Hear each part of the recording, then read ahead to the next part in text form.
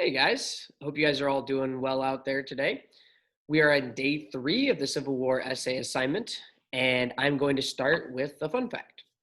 Did you guys know that before Abraham Lincoln was president, he was actually a circus performer? I'm actually curious, so why don't we go ahead and just pause the video and jot down in your social studies notebook, yes or no, if you knew that fact already. Okay, I'm going to assume you've done that. And that's actually totally false. I just made that up. I didn't do that to jerk you around, but I did it to illustrate a point. This is why you always cite your sources in your writing, okay? Because the idea is that when you put a fact out there, you should be able to say where you learned it so that people can go and check and see if that's actually true, okay? So very, very important to always credit your sources. In fact, let's pull up the vocab. We only have one vocab word today. Wrong page, here we go. And that is citation, okay? A citation is when you tell your reader what source your information came from, okay? Now, when you get to high school, you'll probably follow what's called the MLA format, which means you'll be putting sort of the author's last name in parentheses if it's a book, page number as well. But for the purposes of what we're doing here, all I care about is just say it in the sentence. That's enough. If you just say according to, or, this came from, and just list the website, or if it's from Discovery Ed, just basically where you got it. That's totally fine, okay? Okay, and I'm gonna talk kind of a little bit more about that as I get into the lesson, but I do want to refresh you guys on where you should be right now, okay? You should have your graphic organizer completed. So I just have my example. You should have your claim finished up here. You should have at least 2 pieces of evidence over on the left. You should have your source for each one, and you should have reasoning for the other, which again, I do want to clarify, just a couple things I saw. Reasoning is not new evidence. You should not be adding any new info there. It's just you explaining why this piece of info supports your claim, right? And then the same for the second piece of reasoning. It's just you explaining why this piece of info that you used supports your claim, okay? All right, and then you should have your counterclaim and rebuttal done as well. Have both of those in there. Make sure that when you use a piece of evidence for the counter argument that you credit what source you learned that information from. And today is step 4, which is start writing your essay, okay? And again, I list again here, sorry, the things you need in your essay. And what I'm going to say, what my sort of advice for today's lesson is, I would skip the intro for now, and I would focus on the body paragraphs, okay? That means your 2 evidence and reasoning paragraphs here, and your counterclaim and rebuttal paragraph. And the reason why I say that is for a couple of reasons. One is that I'm not going to go over intros and conclusions till Monday, so it's probably smart to wait till I review it. And the other reason is that I think writing intros last is the best way to do it because you've seen everything you wrote. And once you already know exactly what you have, it's easier to set it up, right? The intro, all it is, it's setting it up. So that's just my personal recommendation. So let's say you're going to start working on the body of your essay, and you just basically create a Google Doc. You'll attach this at the very end on the last day, and you should put your name. So I'll put my name. You can put the class, social studies, and the teacher's name. Go ahead and put a title in the center. So I'm just going to put Turning Point Essay because that's what I'm doing it on. You could come up with more clever, creative titles. That's also fine. For the sake of time, I'm going to do something simple there. I'm going to go ahead and indent. So I'm going to hit Tab for my first paragraph. And like I said, I'm not actually going to do my intro yet. But what I'm going to do just as a reminder to myself, and I recommend you guys do this as well. I'm going to go ahead and just copy and paste my claim in there. Because hopefully we remember that an introduction should always end with your claim. So I'm going to paste that in. And I'm actually even going to put a little note to myself. Add hook and background later.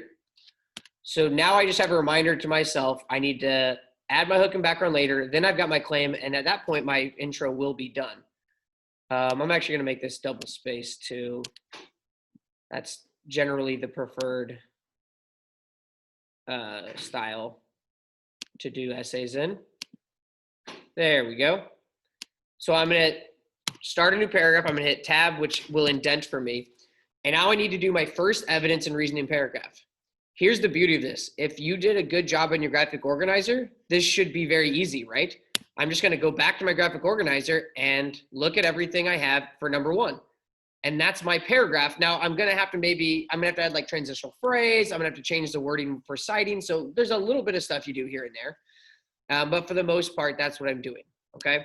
So I'm going to go to my first piece of evidence. And remember, I did not quote it word for word, so I don't need to put quotation marks. If you have evidence that you took word for word from Discovery Education, you either have to put quotation marks around it because those are not your words, or you have to change the words and put in your own words. Okay, those are the only options. You can't just use their words and pretend like it's yours. Okay, so I can copy and paste this and not put quotes around it because these are my words. And wrong document. I'm going to go ahead and put that in there for my first piece of evidence. Now I'm going to add a transitional phrase because it seems awfully abrupt just to jump right in like that. So I'm going to say, for example, okay? For example, during the Siege of Petersburg, the Union captured the last of the Confederacy's supply lines. Now, I'm missing something here, okay? There's something directly a part of my evidence that I need to have that I'm missing that's really important. Let's do a stop and jot on this. I want to see if you notice this. Pause your computer and jot down your social studies notebook. What am I missing that I have to have with my evidence? Okay, I'm assuming you've done that. Hopefully you said citation or source, something like that. I didn't just like make this info up, right? I wasn't born knowing it. I had to learn it somewhere. So I have to credit where I learned it, even if I paraphrased it. And so again, that's really important, guys. Even when you put it in your words, you still learned the info from a source. You have to be able to back that info up with the source you got it from. So I go back and I look, oh, where'd I get it from? Discovery Education. Okay. So I just have to say that somewhere. And there's different ways of doing it. I'll do it. I like to do according to. I don't do it every time because it's good to mix things up for variety, but that's usually my first way I like to cite my source because I just like the sound of it. So, for example, according to Discovery Education, during the Siege of Petersburg, the Union captured the last of the Confederacy's supply lines. Okay. Now, I need one more thing in this paragraph. So let's do one more stop and jot.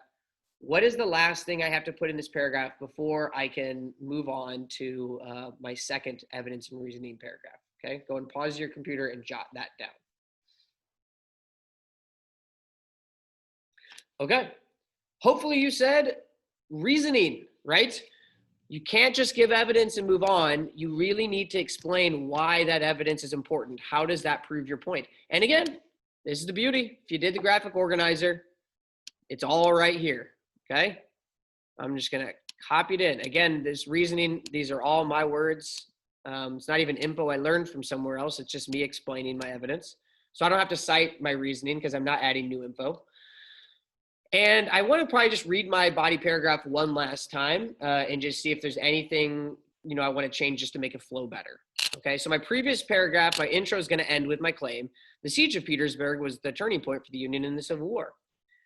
Jumping into my first body paragraph, I say, for example, according to Discovery Education, during the Siege of Petersburg, the Union captured the last of the Confederacy's supply lines. This was a turning point for the Union because without their supply lines, the Confederates wouldn't be able to send more ammunition or food to their troops. Without those supplies, they began to lose a lot of battles. Okay. I think I like that. I might change my transition just a little bit. Just maybe since it's my first example, maybe that transition maybe felt a little abrupt. So I'm going to say my first example is that according to Discovery Education, during the Siege of Petersburg, I actually think that sounds a little clunky there. I'm going to go back to my original.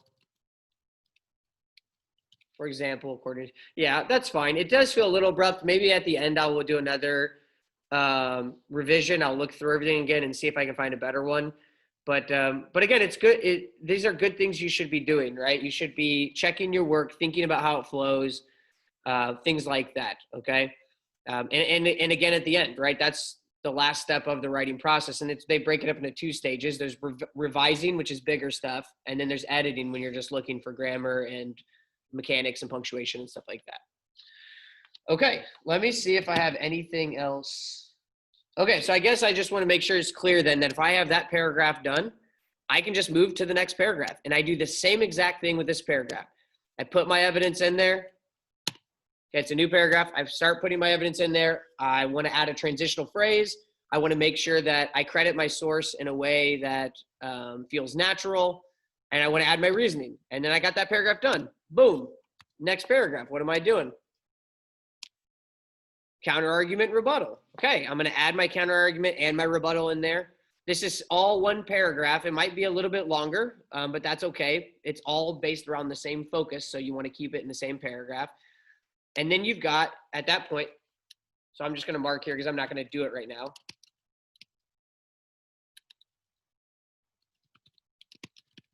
I'm going to mark counter argument. So pretend I actually wrote these paragraphs. I would have 3 body paragraphs done. And then again, I might just make a note to myself, add conclusion.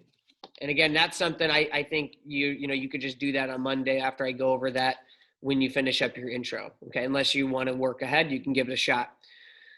But that's basically what you should have done by the end of today, is just having your 3 body paragraphs done right in between your intro and your conclusion. All right, I'm going to go ahead and just show you guys, it's on this document, show you guys what those tasks should look like in order. And again, I would pause I would come back to this at the end and pause it on this screen and work with this up there so you know what you're doing, okay? First step is create a Google Doc. Second step would be to write your claim at the top and jot down a note about finishing the rest of your intro later. The next would be write your evidence and reasoning paragraphs and your counter argument and rebuttal paragraph in there. So have your 3 body paragraphs done. And again, use your graphic organizer to get that info. Very last thing, do not forget, complete the exit slip for today's lesson. It is on the assignment. It's a Google form. You should be able to find it. Okay.